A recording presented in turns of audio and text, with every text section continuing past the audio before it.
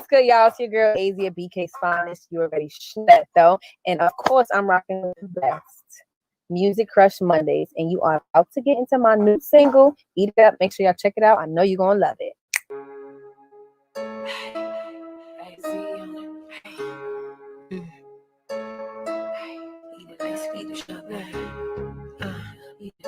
Come and get this cream from my ice cream truck.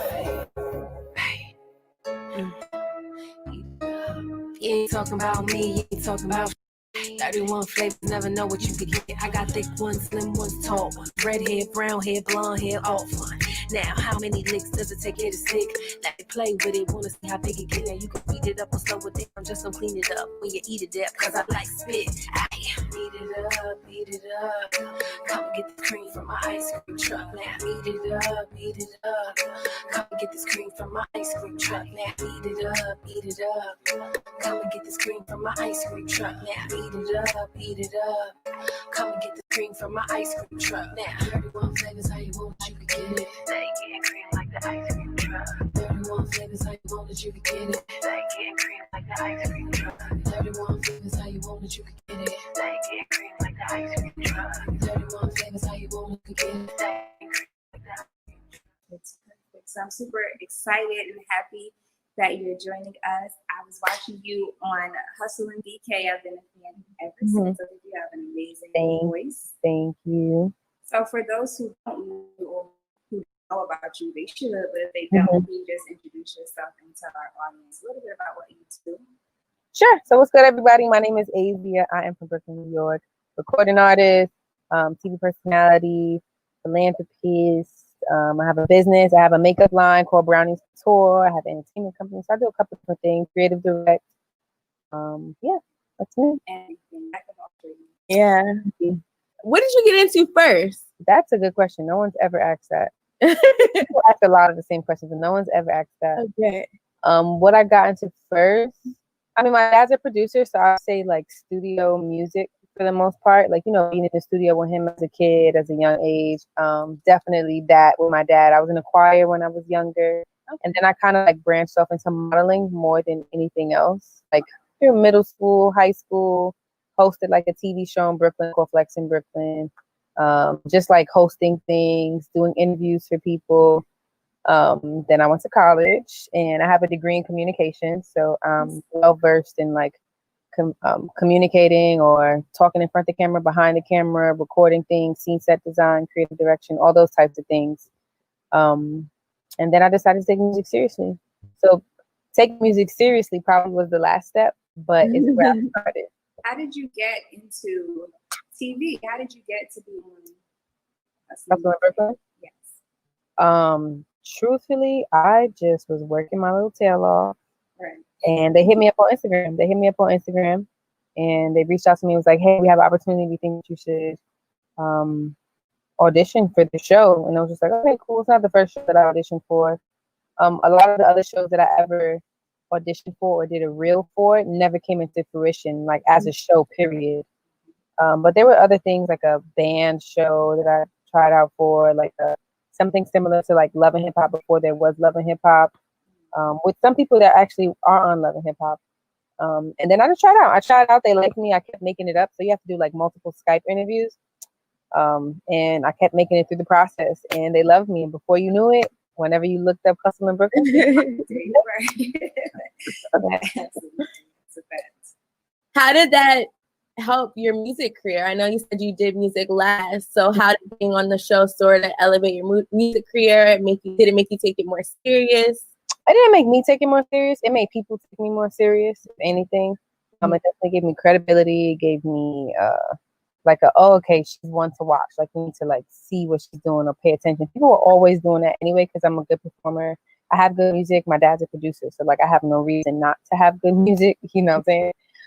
So I think people were just like, let me see what she does on her own. Let me see. You know how the industry, how they do you. Like it's either you totally conform and you just shut up and listen and let them turn you into a robot, or they just want to see what you're gonna do on your own, and then they step in when they feel like, okay, she's done enough, or whatever that enough is. She's making enough noise. Yeah. You kind of gotta prove yourself, which we don't gotta prove nothing to nobody, but in a way. I don't think it's really like proving yourself anymore. I think before, the way the industry was, it was more gatekeepers, so they got to pick and choose. So they didn't really wait for you to see what you were gonna do. Now it's more about, are you gonna be a liability? Are you gonna get in any trouble? Are you gonna really make sales? Are you gonna be a one-hit wonder? Like, they're trying to figure out what way they can make their money. It's not really about the artistry or the artist. It's like, all right, if I'm gonna invest in you, like, how am I gonna make my money? Right. How am I gonna make my money? Right. So I was gonna say, I was at your virtual release party, right? I had so much fun, and you were talking a lot about your father and how he has like he has his hands on everything you do musically, whether it is mixing and mastering or producing your songs. But I'm really close to my father, and so is Micah. And I was just wondering, like, your song is called "Eat It Up." Like, how is that in the studio with your dad? Yeah. So actually, I didn't record that song with him. I recorded that one by myself. I actually recorded myself with that song. That's the first time I ever recorded myself on a song and actually liked the way I sound.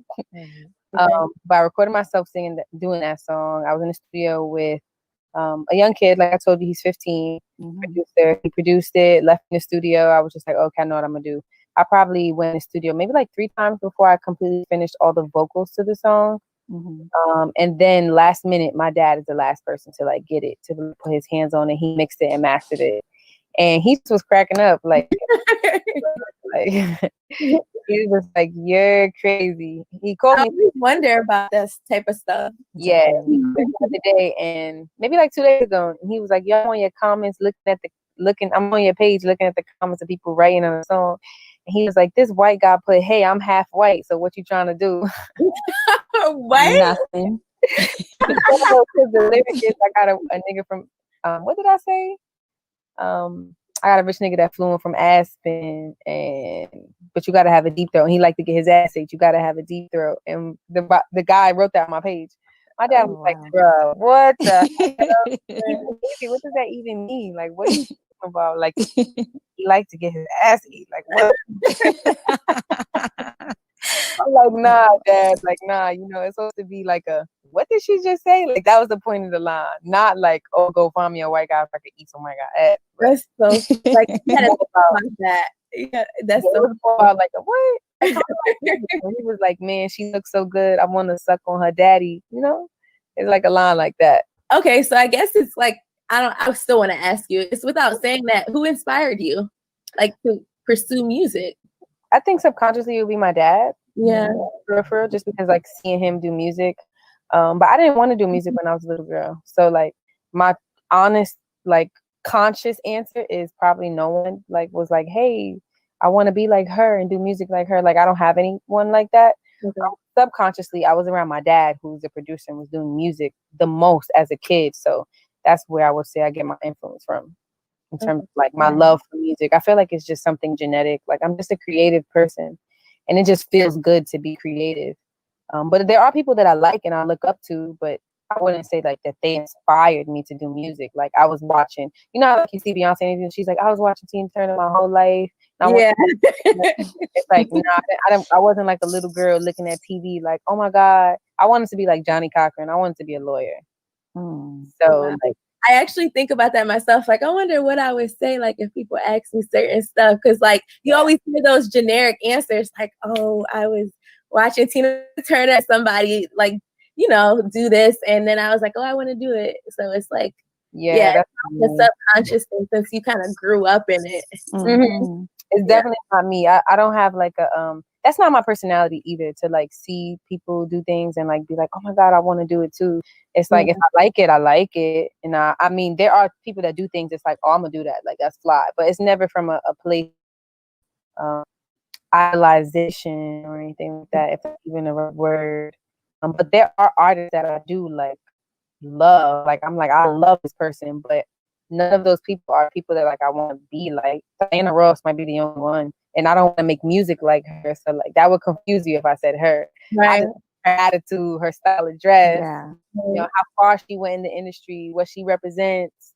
Like, those are the things of the people that I would idolize. It's like, I like them as an entirety. It's not really just their music. You're just you. You just want to Yeah, I just want to like, creative. I just want to be creative. How did you get your hands into so many different things, like your makeup line, your entertainment company? I'm a hard-headed girl. That's one. So I'm definitely, you know how they say, those who don't hear must feel. Mm-hmm. I need to try. I need to try. If there is something that I saw them do, like seeing them do is not enough. Like I need to do it and see how it feels. And if I like it, then I'll keep doing it. Right. If I don't like it, it's like, oh, that's not for me. I'm not doing that. And I was really shy growing up. So that's probably why I didn't want or didn't think I could be an artist or didn't like want to pursue that as a kid because I was shy, really, really shy. My parents are West Indian, so they're pretty strict for the most part. So like, walk in the room, be seen, not heard. If no one's talking to you, don't talk back. Good evening, good night. That type of ordeal. So I always was dramatic and like, had a lot of personality, but within those confinements. So running into a room like, hey, let me sing for you while a whole bunch of adults is talking is not okay to do. That's a fact. That's a fact. I think that it was just by chance and culture that I got to do so many different things because I'm expressive, right? And I'm outgoing. I've always been outgoing. I've always been expressive. I've always been very confident. But when it comes to performing is where I would say that I was shy. So like modeling is easy. You don't really got to talk. You just got to walk. Mm-hmm. Like it's the easy thing to do. Or, learning how to do makeup. You don't really have to like do much. The biggest thing to do is really like perform in front of everybody, like curse in front of everybody, be sexual, be vulnerable. That was like the biggest transitional step. But like doing TV stuff or like I was popular, having parties or hosting parties or doing interviews, it wasn't really about me. So I got to still be outgoing, but behind someone else or something else was like masking that. Right. So I think that's pretty much how I got to do all those different things because I was looking for a sense of fulfillment and I wasn't getting it. So I was like, all right, cool. I like the model, but I want to do more. Like what else? Like not that, but I want music. Huh? Are you getting that from music? Do you feel I do. I do get that from music. I love performing. I love going on the stage. I love just being allowed to be myself and people take it and as an entirety. I mean, people that I work with creatively still say I need to be more vulnerable. They still say like that I need to do more or I need to be more vulnerable or more expressive. And it's like, man, I'm just being myself. Like, right. I'm being myself. So I'm gonna just put this out there, right? I don't know your birthday, but you're giving me Libra vibes. Are you Libra? For real? Oh, I don't like Libras. No. You don't? I don't like Libras. No, that's a blunt statement, right? But yeah, for the most part, no, I don't. What's your sign? I'm an Aries Taurus. I'm on a cusp. I'm always the zodiac person. I am. You do give me airy vibes. Yeah. Definitely. I'm definitely a fire sign. I'm super talented, super smart, creative. Thank you. Super hard-headed. Stubborn. Yeah, very stubborn. Very moody. Very, very moody. Super honest. Super blunt. Really, like what you get is what you get. Like whatever energy you give me, I'm gonna give you. These people I feel like are more like they go with the wind. I don't really go with the wind. Like if I like something, you're gonna know I like it. If you like it and I don't like it, you're gonna know I don't like it. That is such an Aries trait. Oh my God. Yeah. It's bringing back flashbacks. I'm crying.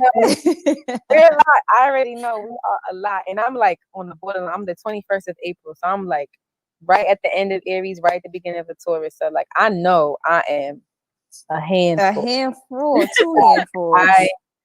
I commend all who deal with me, who love me, who understand. But I'm a good person though. So like that holds me through. I'm a good person more than anything else. So cool. Doing everything that you do. I know music is what you do right. Are you doing everything right now? Mm-hmm. I do everything right now. You're like would you consider yourself a serial entrepreneur then? Are you okay? All right, so knew her, but yeah, I'm a serial entrepreneur. I saw that in your bio or somewhere. So what would you say is to come? Like, what are you gonna do next? One, and what can we expect from you musically? my plan is to just release a whole bunch of different singles. I've been working on lots of visuals, so you'll be seeing lots of visual content from me. Yes. I have an agent. I have an agent, so I'm working on doing more TV stuff, more commercial stuff. So that is a goal of mine. So, grow into and grow and evolve. My makeup line, Brownies Couture, of course, more stuff all the time, growing, expanding on that, getting more products, building. I have an entertainment company, which is super dope. I have a couple of dope artists that I work with. I would like to be more hands-on with that because I feel like it's like that one's in like a development stage still sort of ordeal. But the artists are super talented, but I'm so focused on still, me getting me to the next level so I could be able to help more people. But yeah, that definitely will be something that will be impactful.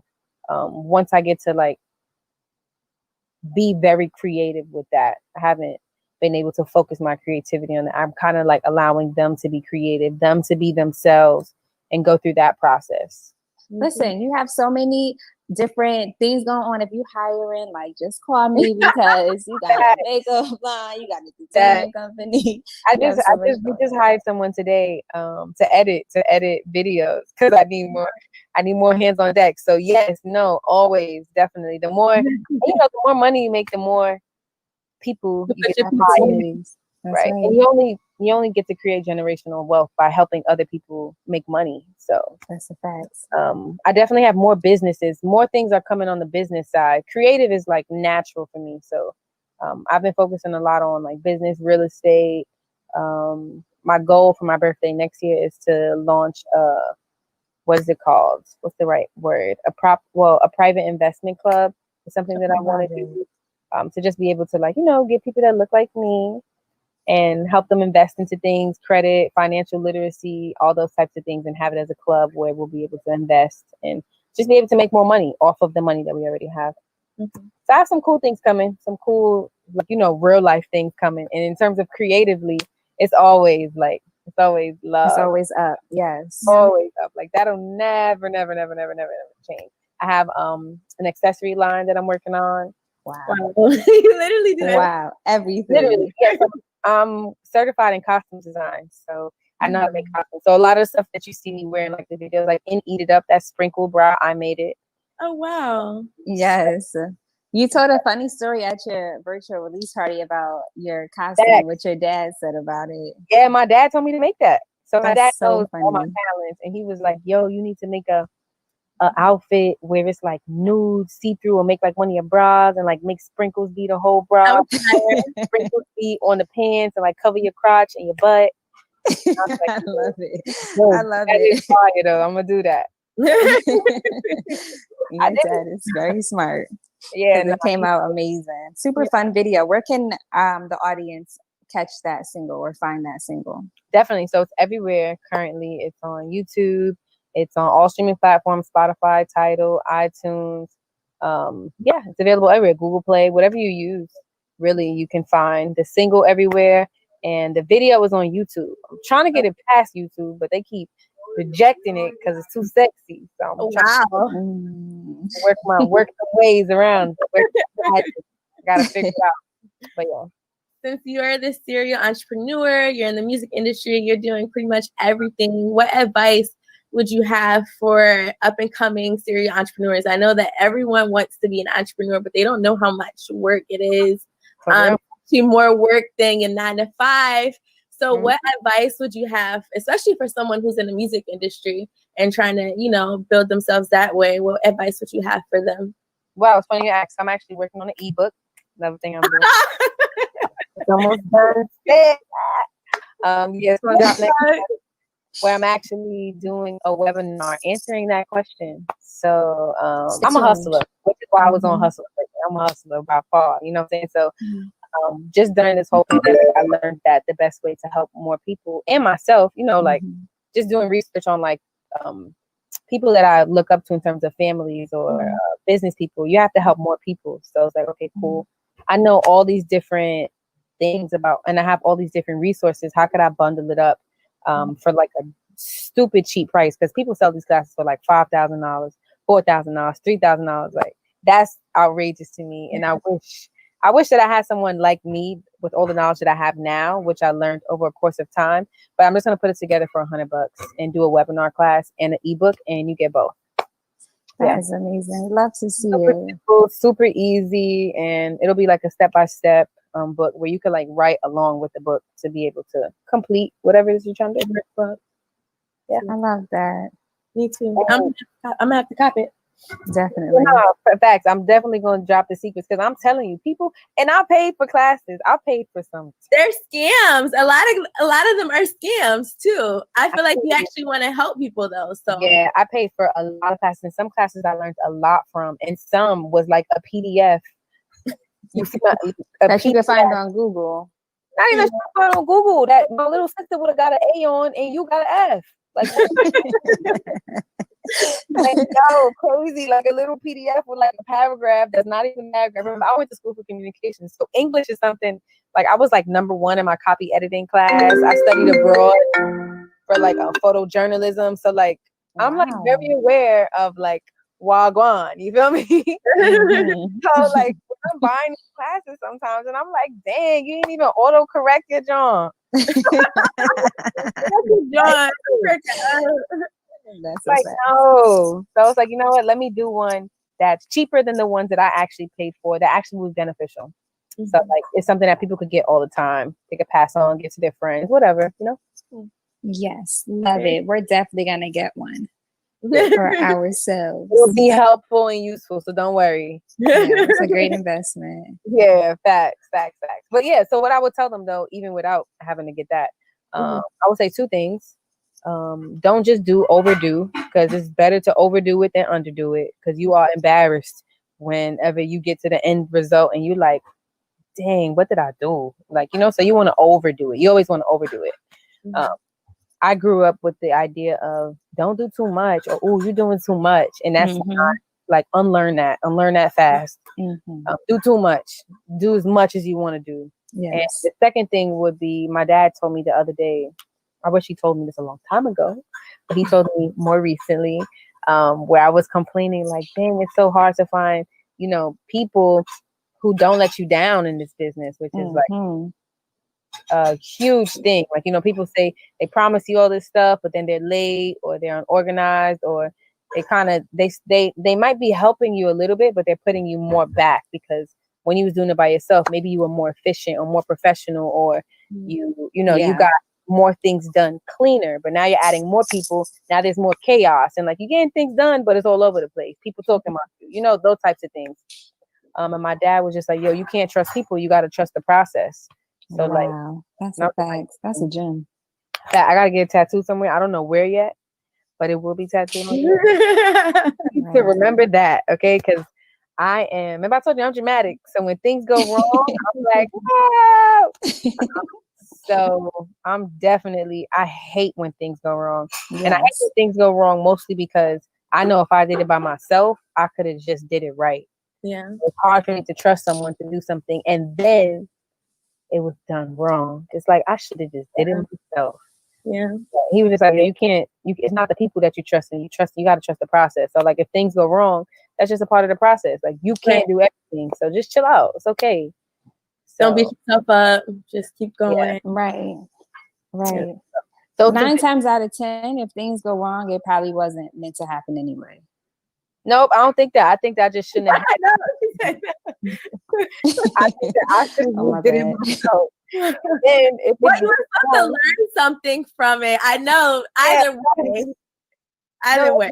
Yeah, there would have been a lesson there either way. Whether whether you did it yourself, you would have learned something. No, facts. You have to have people on your team. That's just me being me. Like, you know, like if you keep doing everything yourself, you're gonna like run yourself into the ground. So you're gonna have funny because Micah's the same way. She is a do-it-herself type of person. She was like, girl, I'm gonna just do it. I ain't even know. I'm gonna just do it. When's your birthday? June 4th. I'm a Gemini. Oh, I love y'all. See, yeah, you all like that. She really is. I've had issues where like I've trusted people to do stuff and I be pissed. Like you said, I get it. But I'm giving you advice I should give myself, like, Tai. No, I feel you. I feel you. But one of the things I've learned through that process though is it's my fault when people do fall short, because I'm assuming that they're gonna do the job like I'm doing it. So I'm too trusting. So there's nothing wrong with being trusting, but you got to be trusting and delegate at the same time. That's the strength that I'm developing. So it's either like I'm all or nothing. It's either I trust you or I don't trust you. I can't trust you a little bit and then still like be like, oh, it's like, bruh, I might as well just do it myself. You stressing me out with trying to trust you. Now I'm trying to like, it's like, bruh, just leave me alone. It's like doing more work. Like, yeah, that's how I feel. It's like, can I just trust you or I can't? Why I gotta trust you a little bit? Right. That's so funny. That's so true. But yeah, that's the gem of that though. Like that's the secret. Like, you know, trust but delegate. And that is not a strength of mine yet. So hopefully next time I'm talking to you, I'm like, girl, I got it down pat. Today, I'm a work in progress with that. A lot of in this interview. That just goes to show they got to get that ebook, because they just getting a sneak peek of what you have to offer, and then the makeup line, and then the media company, and everything else, and the music. Thing. So, I think you should still tell the audience where they can find you, follow you. Definitely. Okay, well, make sure y'all follow me. My new website is iamazia.com. Literally everything is there. It's my own personal little link tree. You get cute little pictures, cute little videos, my bio. You can buy makeup up there. I got merch. All of me in one spot. iamazia.com, and my Instagram is azia.iam. You also can find that on my website, my Facebook, Twitter. It's a one-stop shop. Me, you don't get that often. I love it. Well, thank you, Azia. You were great. And we can see more from you, and just wish you the best of luck. Thank you so much. Definitely more to come. You guys were fab. That was my girl, Azia, my new girl. Like, yes. So cool. I feel like we was in a chat room with our girlfriend or something. Don't we just love those type of vibes? Love that vibe. She's so well spoken and smart. I love to see a black woman, a young black woman in position. Okay. Love it. Well, we gonna see y'all next week. Continue submitting your music. Yes. Continue tuning in every single Monday on Good Vibes Only Music Crush Monday. I have been Micah Kimberley. And I'm Tai Perkins. And we'll see y'all next week. Bye.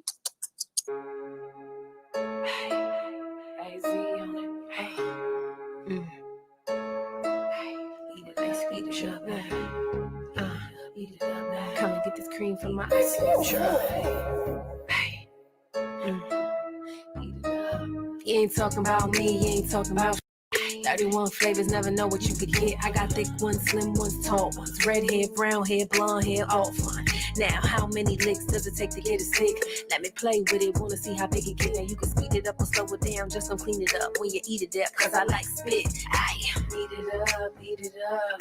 Come and get this cream from my ice cream truck. Now eat it up. Come and get this cream from my ice cream truck. Now eat it up. Come and get this cream from my ice cream truck. Now eat it up. Come and get this cream from my ice cream truck. Now 31 flavors, how you want it, you can get it. They getting cream like the ice cream truck. 31 flavors, how you want it, you can get it. They getting cream like the ice cream truck. 31 flavors, how you want it, you can get it. They getting cream like the ice cream truck. 31 flavors, how you want it, you can get it. They getting cream like the ice cream truck.